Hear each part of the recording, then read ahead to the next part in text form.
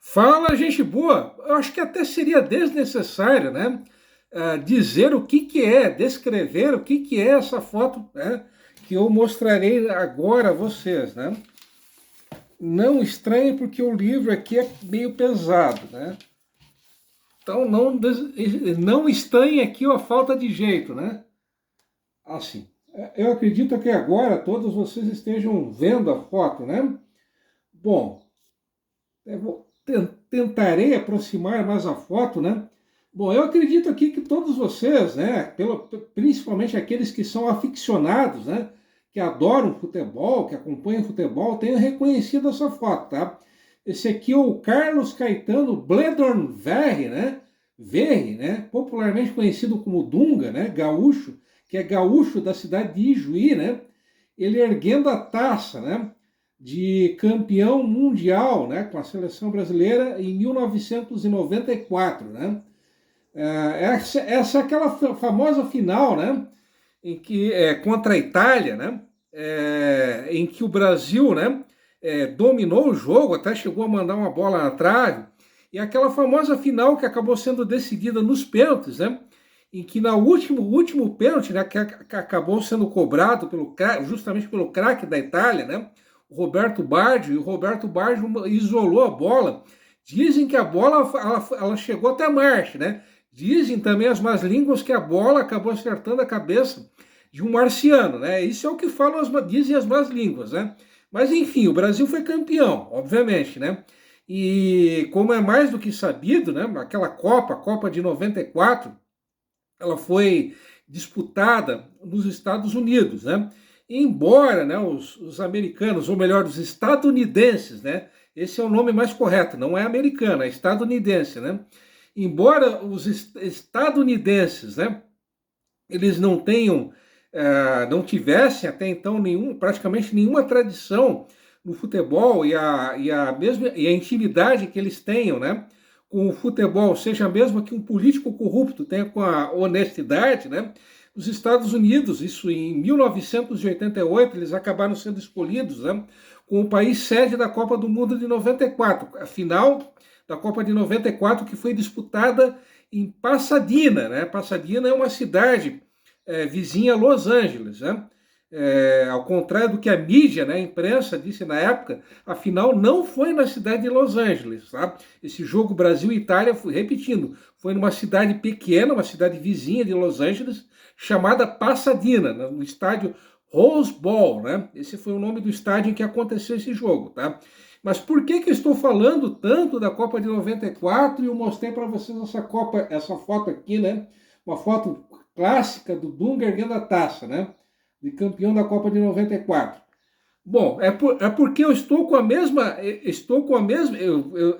com a mesma alegria, né, que o nosso amigo Dunga está tendo aqui na foto, tá? Que na semana passada eu recebi a notícia de que a TV Alameda Cultural ela acabou ganhando mais inscrito, tá? Só que infelizmente o YouTube ele não me informou quem é esse novo inscrito, tá? Então, novo inscrito aqui do canal, seja bem-vindo, né? Então, como não poderia deixar de ser, farei a tradicional reverência, tá? Então, novo inscrito da TV Alameda Cultural, seja bem-vindo. Bom, feita, né? Feito de, feita feita a devida jogação de confete, né? No novo inscrito do canal, tá? Agora virá um aviso, tá? E que aviso é esse, tá? Bom, para quem é doido varrido, para quem é sem noção, né? Para quem é maluco o suficiente, tá? Para ler todas aquelas barbaridades, todas aquelas groselhas, todas aquelas besteiras que eu escrevo no meu blog, né? Que é o blog Alameda Cultural, tá? Na última quinta-feira, dia 26 de dezembro, tá? Eu publiquei isso depois de 2 meses, né? Eu voltei a publicar mais um texto inédito no blog, né? Então, se você é fã do meu blog, tá? Então aqui está o devido aviso, tá? Está a devida notícia, né? Ou melhor dizendo, tá? Então, eu não direi, tá, o título do texto, tá? Porque o texto é um título meio pornográfico, então vai que o YouTube aqui acabe dando um bloco, acabe derrubando, né, esse vídeo por causa do título do texto, né? Então, então feita, né, o devido aviso, né? Então agora chegou finalmente o momento de falar sério, tá? Bom, a primeira foto, né, a próxima foto que eu mostrarei, né, será essa foto aqui, tá? Obviamente, né, vocês já reconhecerão essa foto, né? Essa foto aqui, né, é uma foto daquele lago, né, o famoso Lago do Zoo Botânico de Joinville, né? Bom, e a próxima gravura, né, é um mapa do bairro Saguaçu, né, que é obviamente o bairro em que está localizado o Zoo Botânico, né? Que é essa parte aqui destacada com esses pontos vermelhos, tá? Não sei se vocês estão enxergando bem, né? O mapa do bairro Saguaçu aqui do outro lado, né? Só um instante. Que o livro é meio pesado também, né? Essa parte aqui de vermelho, tá? Então, essa parte aqui de vermelho que vocês estão vendo, até vou aproximar mais, né? O que vocês estão vendo de vermelho, tá? É o bairro Saguaçu, tá? O mapa do bairro Saguaçu, tá? Bom, bom, só um instante, tá? Bom, isso em 1854, né? Portanto, há 170 anos atrás, um navio, tá? Um navio veleiro, ele partiu de Hamburgo, tá? No dia 5 de agosto de 1854, né? E esse navio veleiro que partiu de Hamburgo, o nome dele era Emily, tá? Emily com Y no final, tá? Esse navio veleiro, o Emily, tá? Ele acabou chegando em São Francisco no dia 6 de outubro. Então, como era mais do que comum, né, há 170 anos atrás, as viagens, né, intercontinentais, né, elas levavam uma viagem de Hamburgo até São Francisco, ela levava 170 anos atrás, geralmente 2 meses, né? Bom, esse navio, o Emily, né, que saiu lá de Hamburgo, ele trouxe a bordo, né, 219 imigrantes, tá? A maioria esmagadora desses imigrantes, tá? Ele era procedente de países que mais tarde formariam a Alemanha. Então, a Saxônia, países como a Saxônia, como o Reino de Hanover, como o Reino da Prússia, como Mecklenburg, né? Como Zellerfeld, né? Lauenburg, né? Hanover, como eu já o Reino de Hanover, né? Como eu acho que eu já citei, né? Enfim, né? E os 39 imigrantes que não eram, entre aspas, alemães, né? A grande maioria desses 39 não alemães, né? Eram de suíços. Então, entre esses 39 imigrantes que eram de outras nacionalidades, 21 deles, repetindo, eram suíços, tá? O curioso é que todos esses 21 imigrantes suíços que vieram por esse navio, o Emily, em 1854, todos eles eram católicos, tá? E eles eram procedentes de uma região de cultura e língua francesa da Suíça, tá? Como é mais do que sabido, a Suíça, né, culturalmente e geograficamente falando, ela é dividida em 3 partes, tá? Que é a Suíça alemã, né, que é a parte predominante, né, que é onde obviamente se fala, né, o alemão, e a cultura é uma cultura alemã, a Suíça italiana e a Suíça francesa, né? No caso, tá, esses imigrantes, né, de fala e cultura francesa, eles acabaram, todos eles, ou praticamente todos eles acabaram se radicando no que hoje é o bairro Saguaçu. Isso num vídeo que eu gravei lá no final de 2022, eu tinha dito, né, eu falei naquela ocasião, que o que hoje equivale ao bairro Saguaçu, para ser mais exato, ali a região do entorno do Zoo Botânico, houve uma comunidade, essa comunidade ela foi conhecida como a colônia francesa. Não eram necessariamente franceses, né? Havia também muitos suíços de cultura e língua francesa, né? Então, por isso, né, que eu mostrei para vocês, né, aquela foto do Zoo Botânico e o mapa, né, do bairro Saguaçu, né? Ah, e, obviamente, essa região, que equivale hoje ao Saguaçu, ela foi meio que um mundo à parte, foi meio que uma cidade dentro de Joinville, né? Bom, fora, né, essa curiosidade, né, desses imigrantes suíços que eram de religião católica e de língua e cultura francesa, né? Um outro fato bem curioso, né, que envolveu essa leva de imigrantes que vieram por esse navio, o Emily, né, é que é um fato que ocorreu muito tempo depois, né? Inclusive, irei mostrar para vocês aqui uma gravura, né? Essa gravura é uma gravura até bem conhecida, né? Ela está presente em diversos livros, né, de história do Brasil. Se eu não me engano, foi uma gravura feita pelo Rugendas, né, que era alemão, né? Era um desenhista alemão, né? Retratando essa coisa horrorosa, né, e monstruosa chamada escravidão, né? Bom, mas o que tem a ver esses imigrantes que chegaram em 1854, né, com a questão da escravidão, né? Por incrível que pareça, tudo, né? Bom, há muito tempo, né, isso muitos anos depois, né, da chegada desse navio, né, o Emily, né, para ser mais exato, em 1878, houve uma epidemia, né, de febre amarela em São Francisco.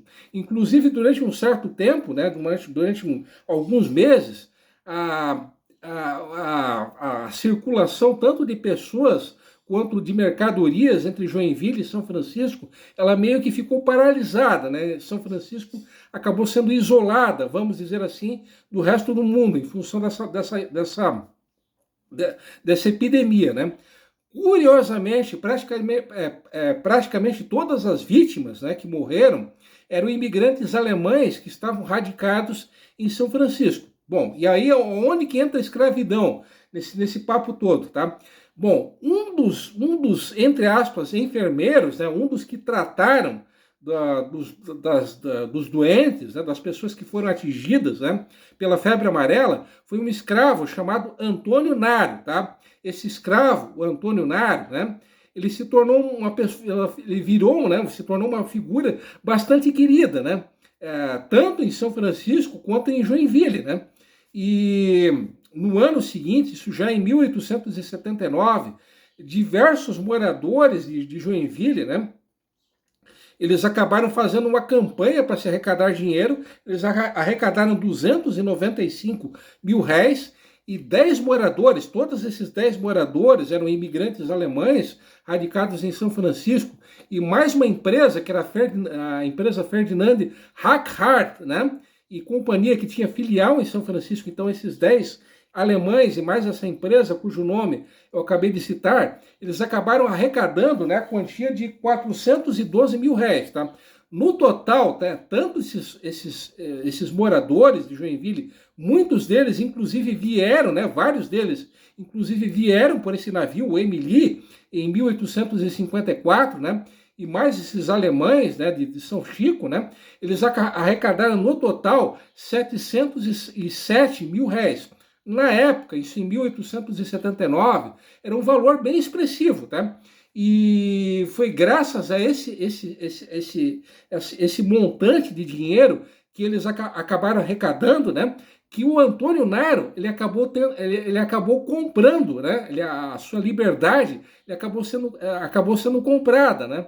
Então, além de ter sido um herói, né, os alemães, né, em retribuição, em agradecimento a esse escravo, né, o Antônio Naro, acabaram comprando a liberdade dele, né? Se fala muito, né, que a escravidão em Joinville ela se resumiu aos moradores brasileiros, né, as pessoas que já viviam aqui antes da fundação oficial da cidade, né, que a população negra em Joinville ela sempre foi reduzida, mas muito pelo contrário, né? Muitas das casas, né, das primeiras casas que foram erguidas em Joinville, elas contaram possivelmente com mão de obra escrava.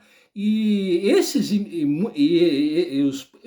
muitos, né, dos primeiros imigrantes que acabaram chegando em Joinville, a travessia de São Francisco até Joinville era feita de canoas, né, justamente quem conduzia essas canoas eram justamente escravos, né?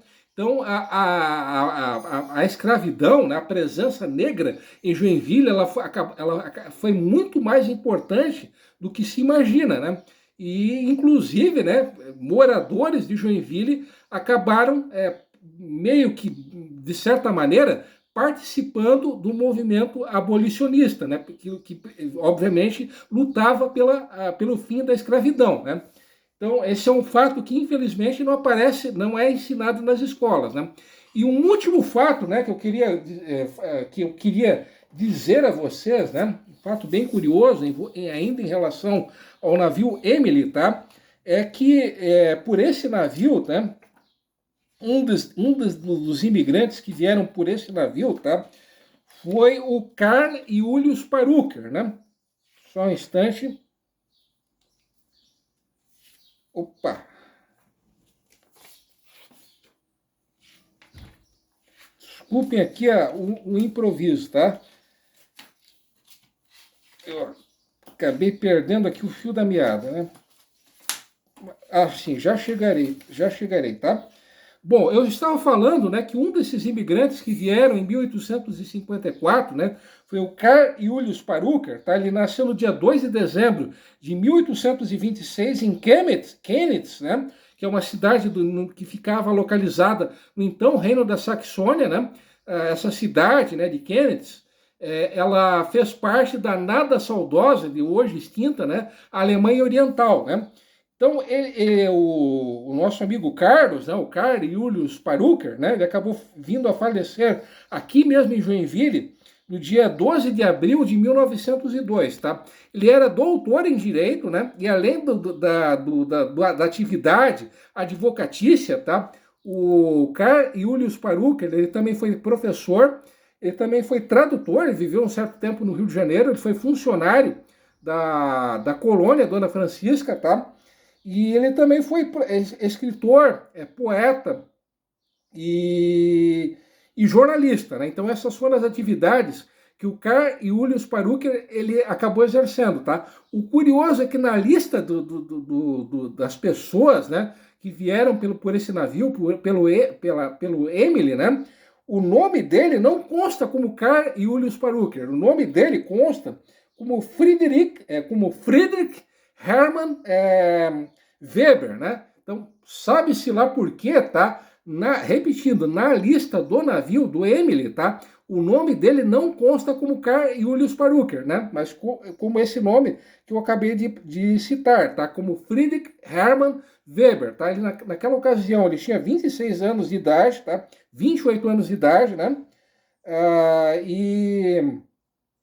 Bom, em 1875, tá, o primeiro recenseamento, né, primeira contagem, né, da população de Joinville, ele acabou sendo encarregado desse recenseamento, né, de 1875, junto com o Karl Bergeshausen, né? O Karl Bergeshausen, ele foi o primeiro padre da história de Joinville, tá? Então esses dois, né, o Karl Julius Parucker e o padre, eles acabaram sendo os dois responsáveis pela contagem da população de Joinville, tá? Esse recenseamento ele foi feito com verba do governo imperial, tá? E o dinheiro que sobrou, tá? O próprio Karl Julius Parucker, ele acabou devolvendo, tá? O dinheiro que acabou sobrando para o governo imperial. Então ele era uma pessoa, além de ter sido uma pessoa muito inteligente, né? Ele era extremamente honesto, né? E embora, né, como eu disse ainda há pouco, ele trabalhou, né, como funcionário na direção da colônia Dona Francisca, tá? Embora ele tenha trabalhado como funcionário da direção da colônia Dona Francisca, ele tinha uma visão bastante crítica da sociedade joinvilense, né? Principalmente da classe política local. Eu tinha dito que ele foi poeta. Os poetas, o protesto, né? Geralmente o protesto que ele fazia contra a classe política de Joinville era justamente através dos poemas dele, né? Então ele foi possivelmente, né, o Karl Julius Parucker, ele foi possivelmente um dos maiores, se não o maior intelectual, né, da história de Joinville, né? Então é com essa história, né, do Karl Julius Parucker que eu vou encerrando, né, o ano de 2024 aqui na TV Alameda Cultural. Mais uma vez, obrigado, muito obrigado, tá? Pela atenção, pelo carinho de vocês, é por causa de vocês que o canal existe, tá? Isso me motiva a continuar nessa jornada pela história de Joinville, resgatando fatos que infelizmente não são ensinados nas escolas, tá? Perdão pelo esse vídeo interminável, né? E como sempre, tradicionalmente, né? Vou ficando por aqui. Um feliz, um maravilhoso ano de 2025 para todos vocês, né? E como sempre, e tradicionalmente, fui!